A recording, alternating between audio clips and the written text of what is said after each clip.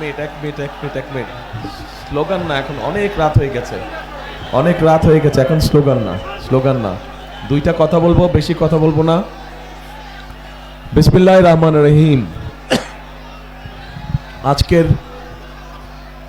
এই নির্বাচনী জনসভার সম্মানিত সভাপতি, মঞ্চে উপস্থিত নেতৃবৃন্দ এবং প্রার্থীবৃন্দ, আমার সামনে উপস্থিত প্রিয় আমার বগুড়াবাসী, প্রিয় সহকর্মীবৃন্দ, আসসালামু আলাইকুম। আসসালামু আলাইকুম। কেমন আছেন আপনারা সবাই? আমি প্রথমেই আজকে আল্লাহর দরবারে শুকরিয়া আদায় করতে চাই। যাই বলি তার সবচেয়ে আগে আমি আল্লাহর দরবারে শুকরিয়া আদায় করতে চাই, কারণ আজকে প্রায় 19 বছর পরে আল্লাহ আমাকে আবার তৌফিক দিয়েছেন এই নিজের ভূমিতে ফিরে আসার। প্রিয় বগুড়াবাসী, নিজের ঘরে এসে কি বলবো, আসলে আমি নিজেও একটু তাল হারিয়ে ফেলেছি, নিজেও অনেকটা ইমোশনাল হয়ে গিয়েছি আমি। সেই জন্য নির্বাচনী জনসভা বক্তব্য রাখার কথা, কিন্তু কি বক্তব্য আমি রাখবো ঠিক আমি নিজেও বুঝে পাচ্ছি না। ঘরের মানুষের কাছে তো বলবার কিছু নেই, আছে কিছু ঘরের মানুষের কাছে বলবার? প্রিয় বগুড়াবাসী, এর আগে যখন আমি দেশে ছিলাম, আজকে থেকে 19 বছর আগে, কম বেশি এখানে প্রত্যেকটা মানুষ যারা সেদিন আমার বয়সী ছিলেন বা আমার থেকে একটু ছোট ছিলেন বা আমার থেকে বড় ছিলেন, আমি অনেক নতুন প্রজন্মের মানুষকে দেখছি। তারা হয়তো তখন অনেক ছোট ছিল, হয়তো আমাকে দেখেছে বা দেখে নাই অনেকেই, কিন্তু যারা সেদিন আমাকে দেখেছিলেন এবং সেই স্মৃতি মনে আছে, নিশ্চয়ই আপনাদের মনে আছে যে বগুড়া সদর সহ সমগ্র জেলায় মানুষের প্রয়োজনে যেই কাজগুলো করা দরকার ছিল, আমরা চেষ্টা করেছি সব কাজগুলো কম বেশি করার জন্য। হয়তো আমরা 100% সাকসেসফুল হইনি, কিন্তু যতটুকু পেরেছি সরকারের আইন কারণ রীতিনীতির মধ্যে থেকে যতটুকু সম্ভব হয়েছে আমরা চেষ্টা করেছি। সেদিন এই বনানী মাটিডালি রাস্তায় বলুন, এই যে চওড়া রাস্তায় বলুন, শহীদ জিয়াউর রহমান মেডিকেল কলেজ বলুন, গ্যাসের লাইনের কথা বলুন, এরকম আরও বিভিন্ন উন্নয়নের কাজের কথা বলুন না কেন, যা যা মানুষের প্রয়োজন আমরা চেষ্টা করেছি এই বগুড়াতে কাজগুলো করার জন্য। বগুড়াটি ছিল আমার কাছে একটি মডেল জেলার মতন, কারণ একটি মডেল জেলার মতন, কারণ আমি সবসময় চিন্তা করতাম যে বাংলাদেশের 63 জেলাকে কিভাবে কোনোদিন যদি আল্লাহ সুযোগ দেয়, কোনোদিন যদি আল্লাহ রহমত দেয়, তাহলে ওই 63 জেলাতে বাকি যে 63টা জেলা আছে বগুড়া বাদ দিয়ে, সেই 63 জেলাকে কিভাবে সাজাবো, এই কাজগুলো আমি বগুড়ায় করতাম। যে বেসিক মানুষের একটি জেলার মৌলিক যে প্রয়োজনগুলো, সেই মৌলিক প্রয়োজনগুলো ধীরে ধীরে আমরা বগুড়ায় তৈরি করেছিলাম। এই মুহূর্তে কম বেশি আমরা গর্বের সাথে বলতে পারবো, সেদিন আমরা যতটুকুই কাজ আপনাদের সকলকে সাথে নিয়ে, আপনাদের সকলের সহযোগিতায় 2001 থেকে 2006 পর্যন্ত যতটুকুই আমরা করতে পেরেছিলাম কাজ এলাকার জন্য, প্রত্যেকটি বগুড়ার 7টি এলাকায় যতটুকু কাজ আমরা করতে পেরেছিলাম, বাংলাদেশের যে কোনো জেলা থেকে আমরা বেশি কাজ করেছিলাম, যে কোনো জেলা থেকে আমরা ভালো কাজ করেছিলাম। এবং সেজন্যই আমি এটাকে মডেল জেলা বলে থাকি। এটি আমার নিজের কাছে মডেল, কারণ এই জেলায় একটি মানুষের, সে যেই শ্রেণীরই মানুষ হোক না কেন, মোটামুটি যা কিছু প্রয়োজন চলার জন্য সব কিছু কিন্তু বগুড়া শহরে আছে। মোটামুটি সব কিছু কিন্তু বগুড়া শহরে আছে, খুব বেশি ঢাকা শহর বা অন্য জায়গায় যাওয়ার প্রয়োজন হয় না কিছু কাজ ছাড়া। কিন্তু অনেক জেলায় আছে কিছু হলেই তাদেরকে চলে যেতে হয় ঢাকায়। আলহামদুলিল্লাহ, আল্লাহর রহমতে বগুড়ায় আমরা সেই ইনফ্রাস্ট্রাকচারটা গড়ে তুলতে সক্ষম হয়েছি। প্রিয় বগুড়াবাসী, সামনে নির্বাচন। এই নির্বাচনে আমাদেরকে, দেশের মানুষকে একটি সিদ্ধান্ত নিতে হবে। এই নির্বাচনটি শুধু নির্বাচনই নয়, এই নির্বাচনটি নিশ্চিত করবে আগামী দিনে এই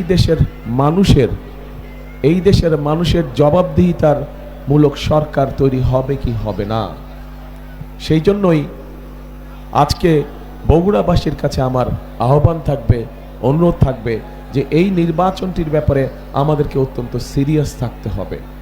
কারণ এই নির্বাচন আমাদেরকে দিক নির্দেশনা দেবে যে আগামী দিনে দেশ কোন দিকে পরিচালিত হবে। আমরা যদি আমাদের প্রত্যাশিত কাঙ্ক্ষিত লক্ষ্যে দেশকে নিয়ে যেতে চাই, অবশ্যই তাহলে আমাদেরকে গণতান্ত্রিক ব্যবস্থাকে প্রবর্তন করতে হবে এবং তার জন্য 12 তারিখের নির্বাচনটা অত্যন্ত গুরুত্বপূর্ণ। প্রিয় ভাই বোনেরা, এলাকার উন্নয়নমূলক কাজ এখন আমি কোন দিক দিয়ে বলবো। এর আগে যখন আমরা কাজগুলো করেছি তখন এখানে এমপি হিসেবে ছিলেন আম্মা অর্থাৎ দেশনেত্রী বেগম খালেদা জিয়া, উনি এমপি হিসাবে ছিলেন। আজকে উনি আমাদের মাঝে নেই। আজকে ওনার জায়গায় আপনাদের সামনে এসে আমি দাঁড়িয়েছি। এখন আপনাদের সন্তান হিসেবে আমি এই কথা বলবো নাকি প্রার্থী হিসেবে বলবো, সেটাও একটা মুশকিলের ব্যাপার। হ্যাঁ, এলাকার সন্তান হিসেবে ঠিক আছে। হ্যাঁ, ওই তো ভাই হিসাবে, এলাকার সন্তান হিসাবে, তাই তো? হ্যাঁ, তাহলে এলাকার সন্তান হিসাবে বা ভাই হিসাবে যে হিসাবেই বলি না কেন, এখানে অনেকে অনেকগুলা দাবি দিয়ে গেছে। আপনারা সুযোগ দিন, ইনশাল্লাহ যতটুকু সম্ভব আল্লাহর মতে সরকার গঠন করলে 12 তারিখে যতটুকু সম্ভব সে ব্যাপারে আমার মনে হয় না কারো চিন্তা করার প্রয়োজন আছে। আমরা তবে আজকে 2001 থেকে 6 পর্যন্ত আমার যে অবস্থানটি ছিল, আজকে কিন্তু আমার অবস্থানটা, যেহেতু আপনারা ঘরের মানুষ, আপনাদের সাথে আমি একটি কথা শেয়ার করতে চাই। 2001 থেকে 2006 আমার একটি অবস্থান ছিল, আজকে আমার অবস্থানটি ভিন্ন। 1 থেকে 6 পর্যন্ত আমি বগুড়াকে যেভাবে দেখতাম, সামনের দিনে ইনশাল্লাহ অবশ্যই সেভাবে দেখব। তবে এই যে একটু আগে একটা কথা বলেছেন, একজন প্রার্থী আমাদের বলেছেন যে গত 15 বছর ধরে বগুড়া বঞ্চিত ছিল। একটি কথা একজন বলেছেন। প্রিয় ভাই বোনেরা, বগুড়াই শুধু বঞ্চিত ছিল না গত 15 বছর ধরে। গত 15 বছর বগুড়া তো বঞ্চিত ছিলই, বলা যায় সমগ্র বাংলাদেশে সত্যিকারভাবে বঞ্চিত ছিল। কাজে আজকে আপনারা যারা বগুড়াবাসী, আপনারা যারা বগুড়ার মানুষ, আগামী দিনে যদি আল্লাহ আমাদেরকে সেই রহমত দেয়, সেই সুযোগ দেয় দেশ পরিচালনা করা, তাহলে এই আপনাদের সকলকে চিন্তা করতে হবে যে শুধু আমরা বগুড়ার কথা চিন্তা করব, কিন্তু শুধু বগুড়ার কথা না, আমাদেরকে সমগ্রভাবে দেশের কথা চিন্তা করতে হবে। বগুড়াকে যখন আমরা সামনের দিকে নিয়ে যাব, ঠিক একইভাবে আমাদেরকে সমগ্র দেশকে সাথে টানতে হবে। সামগ্রিকভাবে সমগ্র দেশ কিন্তু গত 15 বছর সত্যিকার মানুষের যেই কাজগুলো, সেই কাজগুলো থেকে সমগ্র দেশ কিন্তু বঞ্চিত হয়েছে। দেশের মানুষ চিকিৎসা সুবিধা ঠিকভাবে পায় নাই, দেশের কৃষকরা তাদের বিভিন্ন সুযোগ সুবিধা থেকে বঞ্চিত হয়েছে, দেশের ছাত্রছাত্রীরা দেশের শিক্ষা ব্যবস্থা সম্পূর্ণ ধ্বংস হয়ে গিয়েছে। আমরা যদি এভাবে দেখি, প্রত্যেকটি ক্ষেত্রে একটি সরকার বা দেশের যতগুলো সেক্টর থাকে, গত 15-16 বছরে কল কারখানা, মিল কারখানা কোনো কিছু সঠিকভাবে গড়ে উঠতে দেয় নাই। শুধু একটি কাজ হয়েছে, মেগা প্রজেক্ট হয়েছে তথাকথিত, এবং মেগা প্রজেক্টের নামে মেগা দুর্নীতি হয়েছে। প্রিয় ভাই বোনেরা, কাজেই আমাদের সকলকে আগামী দিন আল্লাহ রহমত দিলে আমাদের সকলকে সতর্ক থাকতে হবে। যেভাবেই হোক এই দুর্নীতিকে আমাদের টুটি চেপে ধরতে হবে, এই দুর্নীতিকে নিয়ন্ত্রণ করতে হবে, এবং দুর্নীতিকে নিয়ন্ত্রণ করার মাধ্যমেই আমাদেরকে দেশকে সামনের দিকে এগিয়ে নিয়ে যেতে হবে। কাজেই প্রিয় ভাই বোনেরা, আগামী দিনে আল্লাহ চাইতো আমরা সরকার গঠন করলে শুধু নিজের এলাকার কথা চিন্তা করলে চলবে না, সমগ্র বগুড়াবাসীকে নিজের জেলার সাথে সাথে সমগ্র দেশের কথা চিন্তা করতে হবে। আপনাদেরকে সমগ্র দেশের নেতৃত্ব দিতে হবে। পারবেন ইনশাআল্লাহ। আর চাকরি বাকরি অথবা ব্যবসা বাণিজ্য যেগুলো আছে, ইনশাল্লাহ সব কিছু যোগ্যতার ভিত্তিতেই হবে। যেহেতু আমরা নিশ্চয়ই চাইবো না যে অন্য কেউ আমাদেরকে কোনো বিতর্কিত অবস্থানে ফেলুক, যে বগুড়া বলেই সব পাচ্ছে, আমরা বগুড়া না বলে পাচ্ছি না। আমরা কি চাই এরকম বলুক মানুষ? আমরা আমাদের বগুড়ার নাম খারাপ করতে চাই না।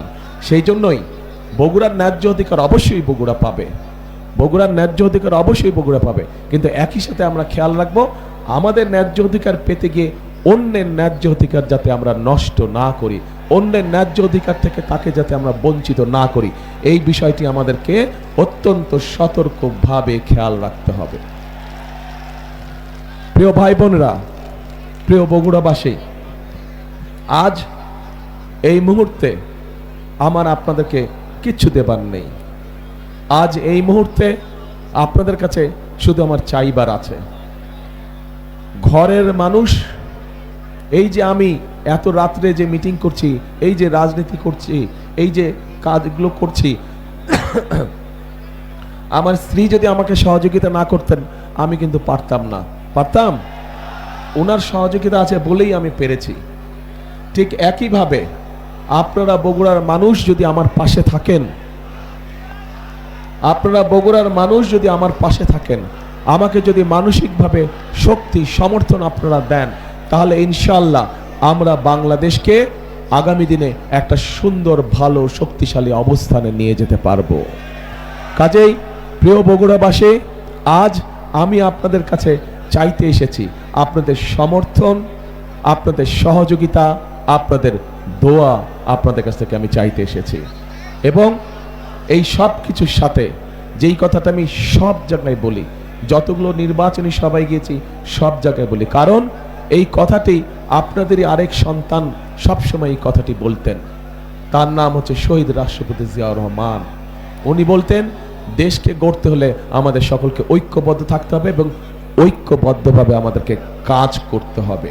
আমরা কাজ না করলে আমাদের দেশকে আমরা গড়ে তুলতে পারবো না।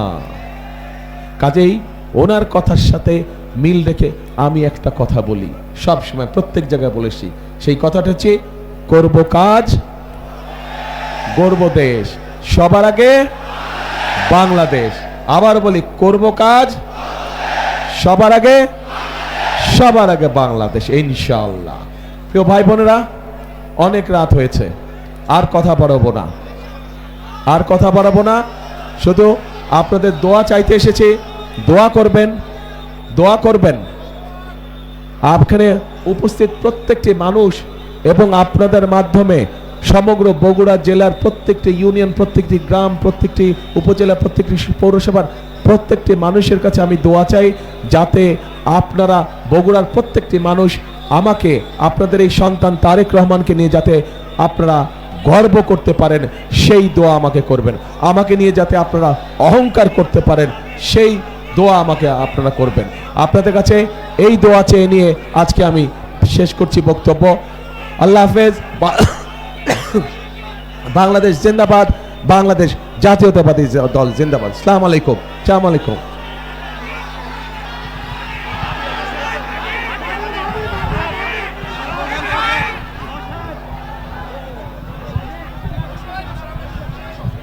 আরে আসল কথা তো আমি ওই যে বললাম না, এক মিনিট দাঁড়াও না,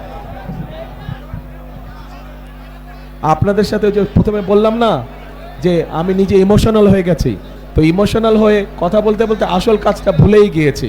সেটা হচ্ছে আমাদের 6 প্রার্থীকে তো পরিচয় করে দিতে পারবো, কিন্তু আমাকে পরিচয় করে দিবে কে? আমাকে পরিচয় করে দিবে আমার পুরা বগুড়াবাসী, সবাই মিলে আমাকে পরিচয় করে দিবে, তাই না? ইনশাল্লাহ। এই যে তাহলে বাদশা আমার হাতে দেন। হ্যাঁ, ঠিক আছে।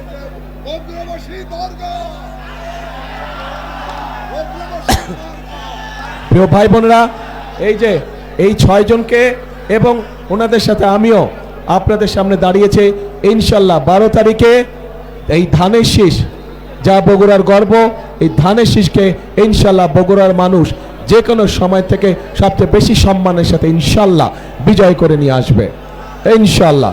আল্লাহ ভরসা। আসসালামু আলাইকুম।